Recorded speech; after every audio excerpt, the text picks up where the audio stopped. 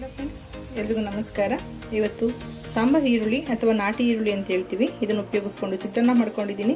ಅದಕ್ಕೆ ಮಾಡೋದಕ್ಕೆ ಏನೇನು ಬೇಕು, ಹೇಗೆ ಮಾಡೋದಂತ ನೋಡೋಣ ಬನ್ನಿ. ಅದೇ ಗೊಜ್ಜಿನಲ್ಲಿ ನಾವು ಸ್ಯಾಂಡ್ವಿಚ್ ಮಾಡ್ಕೊಳ್ಬೋದು, ತುಂಬಾನೇ ಚೆನ್ನಾಗಿರುತ್ತೆ. ಇದಕ್ಕೆ ಬೇಕಾದ್ರೆ ಸ್ವಲ್ಪ ಕ್ಯಾರೆಟ್ ತುರಿ, ಹಸಿದಾದ್ರೂ ಪರವಾಗಿಲ್ಲ, ಸ್ವಲ್ಪ ಫ್ರೈ ಮಾಡಿದ್ರು ಪರವಾಗಿಲ್ಲ, ಕ್ಯಾರೆಟ್ ತುರಿ ಹಾಕೊಳ್ಬೋದು.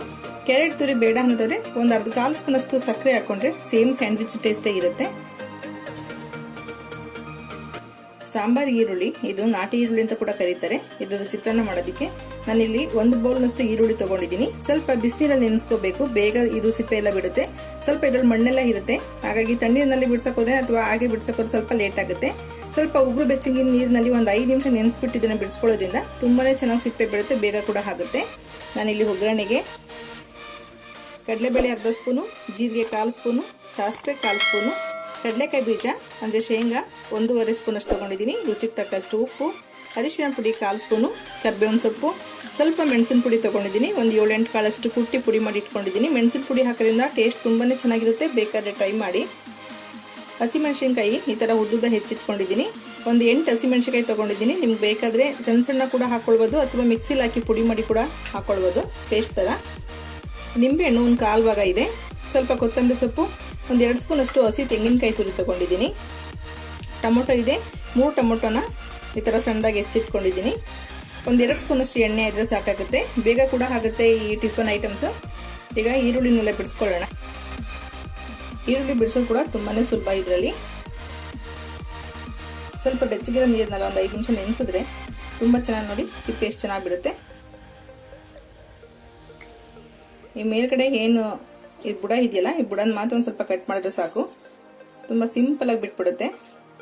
ನೀವು ಹಾಗೆ ಡ್ರೈ ಇದ್ದಂಗೆ ಬಿಡ್ಸಕೋದ್ರೆ ಅದು ಬಿಡೋದಿಲ್ಲ, ಹಾಗಾಗಿ ಸ್ವಲ್ಪ ಬಿಸಿನೀರಲ್ಲಿ ನೆನೆಸ್ಕೊಂಡ್ರೆ ತುಂಬಾನೇ ಸುಲಭವಾಗಿ ಬಿಡಿಸ್ಕೊಳ್ಬೋದು. ನೋಡಿ, ಚಾಕು ಅವಶ್ಯಕತೆ ಕೂಡ ಇಲ್ಲ. ಈರುಳ್ಳಿನ ಎಲ್ಲ ಬಿಡಿಸಾದ್ಮೇಲೆ ಮತ್ತೊಂದ್ಸಲ ತೊಳ್ಕೊಳ್ಳಿ ನೀರಿನಲ್ಲಿ ತೇಲ್ತವೆ ಈರುಳ್ಳಿ, ಅವಾಗ ಮೇಲೆ ನೀಟಾಗಿ ಎತ್ಕೊಳ್ಬೋದು. ಈ ಸಣ್ಣ ಸಣ್ಣ ಈರುಳ್ಳಿ ಇರೋದ್ರಿಂದ ತುಂಬಾ ಜನ ತರೋದಿಲ್ಲ ಇದನ್ನ ಕಟ್ ಮಾಡೋದಕ್ಕೆ, ಕ್ಲೀನ್ ಮಾಡೋದಕ್ಕೆ ಕಷ್ಟ ಅಂತೇಳಿ.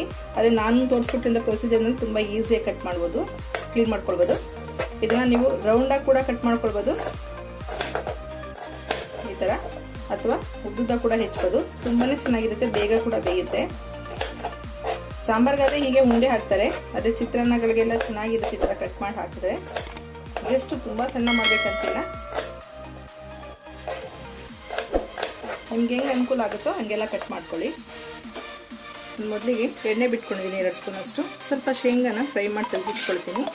ನಾವು ಟೊಮೊಟೊ ಎಲ್ಲ ಹಾಕೋದ್ರಿಂದ ಶೇಂಗಾ ಸ್ವಲ್ಪ ಸಾಫ್ಟ್ ಆಗುತ್ತೆ, ಹಾಗಾಗಿ ಸ್ವಲ್ಪ ಕ್ರಿಸ್ಪಿ ಬೇಕಂದ್ರೆ ತೆಗೆದಿಟ್ಕೊಳ್ಳಿ, ಬೇಡ ಅಂದರೆ ಹಾಗೆ ಕೂಡ ಒಗ್ಗರಣೆ ಮಾಡ್ಕೊಳ್ಬೋದು. ಈಗ ಕಡಲೆ ಬೀಜ ತೆಗೆದಿದ್ದೀನಿ, ಸಾಸಿವೆ ಹಾಕೊಳ್ಳೋಣ.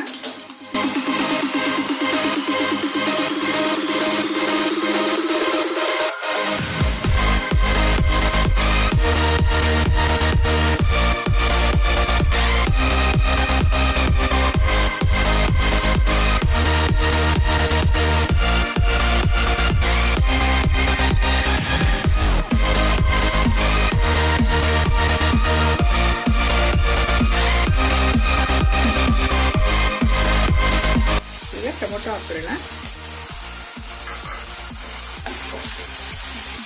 ನೀವು ನಿಂಬೆಹಣ್ಣು ಜಾಸ್ತಿ ಬಳಸ್ತೀವಿ ಅಂದ್ರೆ ಒಂದೇ ಟೊಮೊಟೊ ಉಪಯೋಗಿಸ್ಕೊಂಡು ಒಂದು ನಿಂಬೆಹಣ್ಣು ಉಪಯೋಗಿಸ್ಕೊಳ್ಬೋದು. ನಿಮ್ಮ ಖಾರಕ್ಕೆ ಮತ್ತೆ ನಿಮ್ಮ ಹುಳಿಗೆ ತಕ್ಕಂತೆ, ನಿಮ್ಮ ಮನೆಗೆ ತಕ್ಕಂತೆ ನೀವು ಹೆಚ್ಚಿಸ್ಕೊಳ್ಬೋದು.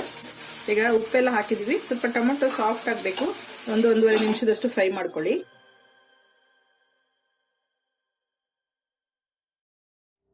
ನೀವು ಎಣ್ಣೆ ಬೇಕಾದ್ರೂ ಹಾಕೊಳ್ಬೋದು, ಫ್ಲೇವರ್ ಈ ತರನು ತುಂಬಾನೇ ಚೆನ್ನಾಗಿರುತ್ತೆ. ನೋಡಿ, ಟೊಮೊಟೊ ಸಾಫ್ಟ್ ಆಗ್ತಿದೆ, ಇನ್ನು ಪೂರ್ತಿ ಸಾಫ್ಟ್ ಆಗ್ಬೇಕು ಟೊಮೊಟೊ, ಅವಾಗ ನಿಮ್ಗೆ ಎಣ್ಣೆ ಕಡಿಮೆ ಹಾಕಿದ್ರು ಕೂಡ ಚಿತ್ರಾನ್ನ ಚೆನ್ನಾಗಿ ಮಿಕ್ಸ್ ಆಗುತ್ತೆ. ಟೊಮೊಟೊ ಚೆನ್ನಾಗಿ ರಸ ಬಿಟ್ಟಿದೆ, ಸಾಫ್ಟ್ ಆಗಿ ಬೆಂದಿದೆ, ಈರುಳ್ಳಿ ಕೂಡ ಚೆನ್ನಾಗಿ ಬೆಂದಿದೆ.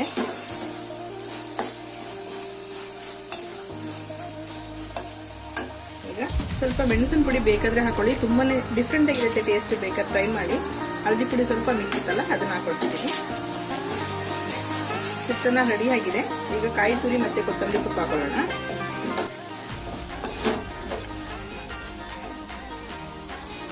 ಈ ಪಲ್ಯನ ಚಪಾತಿ ಜೊತೆ ತಿನ್ನಕ್ಕೆ ಅಥವಾ ಬ್ರೆಡ್ ಸ್ಯಾಂಡ್ವಿಚ್ ತರ ಮಾಡ್ಕೊಂಡು ತಿನ್ನೋದಕ್ಕೂ ತುಂಬಾ ಚೆನ್ನಾಗಿರುತ್ತೆ. ಈಗ ಚಿತ್ರಾನ್ನ ಮಾಡಿ ನಿಮಗೆ ಮಿಕ್ತು ಅನ್ನೋದಾದ್ರೆ ಇದನ್ನ ಬ್ರೆಡ್ನ 2 ಸೈಡ್ ರೋಸ್ಟ್ ಮಾಡ್ಬಿಟ್ಟು ಬೆಣ್ಣೆನಲ್ಲಿ ಸ್ಯಾಂಡ್ವಿಚ್ ಮಾಡ್ಕೊಳ್ಳಿ. ತುಂಬಾನೇ ಒಳ್ಳೆ ಟೇಸ್ಟ್ ಕೊಡುತ್ತೆ. ಅಥವಾ ಚಪಾತಿಗೆ ರೋಲ್ ಮಾಡ್ಕೊಳ್ಬಹುದು, ಅದು ಚೆನ್ನಾಗಿರುತ್ತೆ. ರೆಡಿ ಆಗಿದೆ. ಸ್ಟವ್ ಆಫ್ ಮಾಡ್ತಾ ಇದ್ದೀನಿ. ನೋಡಿ, ಅನ್ನ ಕೂಡ ಒಂದ್ ಕಡೆ ಹಾರೋದಿಕ್ಕೆ ಇಟ್ಟಿದ್ದೀನಿ, ತಣ್ಣಗಾಗಿದೆ. ಗೊಜ್ಜು ಕೂಡ ರೆಡಿ ಆಗಿದೆ. ನಿಮ್ಗೆ ನಿಂಬೆಹಣ್ಣು ಏನಾದ್ರು ಬೇಕಂದ್ರೆ ಹಾಕೊಳ್ಳಿ. ನಾಟಿ ಟೊಮೆಟೊ ಉಪಯೋಗಿಸಿದ್ರೆ ನಿಂಬೆಹಣ್ಣು ಹಾಕೋ ಅವಶ್ಯಕತೆ ಇರಲ್ಲ. ನಾನಿಲ್ಲಿ ಸ್ವಲ್ಪ ಜಾಮೂನ್ ಟೊಮೆಟೊ ಉಪಯೋಗಿಸಿದ್ದೀನಿ. ಸ್ವಲ್ಪ ಹುಳಿ ಬೇಕಂದ್ರೆ ಲೆಮನ್ ಹಾಕೊಳ್ಬೋದು, ಅಥವಾ ಎಳ್ಳಿಕಾಯಿ ರಸ ಕೂಡ ಹಾಕೊಳ್ಬೋದು, ಅದು ಕೂಡ ಚೆನ್ನಾಗಿರುತ್ತೆ.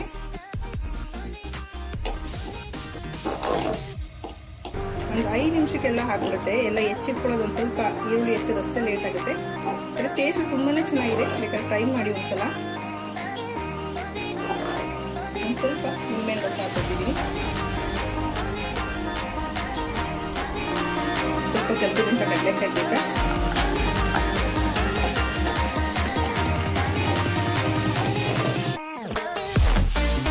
ಅಂತ ಇದೆ. ಪ್ಲೇಟ್ ಸರ್ವ್ ಮಾಡ್ಕೊಳ್ಳೋಣ. ನಿಮ್ಗೆ ಇನ್ನೂ ಜಾಸ್ತಿ ಗೊಜ್ಜು ಬೇಕಂದ್ರೆ ಇನ್ನೂ ಕೂಡ ನಿಮ್ಗೆ ಟೇಸ್ಟ್ ತಕ್ಕಂತೆ ಹಾಕೊಂಡು ಕಲ್ಸ್ಕೊಳ್ಬಹುದು. ನೋಡಿದ್ರಲ್ಲ ಫ್ರೆಂಡ್ಸ್, ಎಷ್ಟು ಸುಲಭವಾಗಿ ನಾಟಿ ಈರುಳ್ಳಿ ಅಥವಾ ಸಾಂಬಾರು ಈರುಳ್ಳಿ ಅಂತಾರೆ, ಇದರಲ್ಲಿ ಚಿತ್ರಾನ್ನ ಮಾಡ್ಕೊಳ್ಬಹುದು ಅಂತೇಳಿ. ತುಂಬಾ ಸಿಂಪಲ್ ರೆಸಿಪಿ ಇದು. ತುಂಬಾ ಚೆನ್ನಾಗಿರುತ್ತೆ, ಟೇಸ್ಟಿ ಆಗಿರುತ್ತೆ. ನಿಮ್ಗೆ ವಿಡಿಯೋ ಇಷ್ಟ ಆಗಿದೆ ಲೈಕ್ ಮಾಡಿ, ಶೇರ್ ಮಾಡಿ, ಸಬ್ಸ್ಕ್ರೈಬ್ ಮಾಡಿ. ನಿಮ್ಮ ಅಭಿಪ್ರಾಯ ಅನಿಸಿಕೆಗಳನ್ನ ಕಾಮೆಂಟ್ ಬಾಕ್ಸ್ ಅಲ್ಲಿ ಹಾಕಿ. Okay, bye, thank you.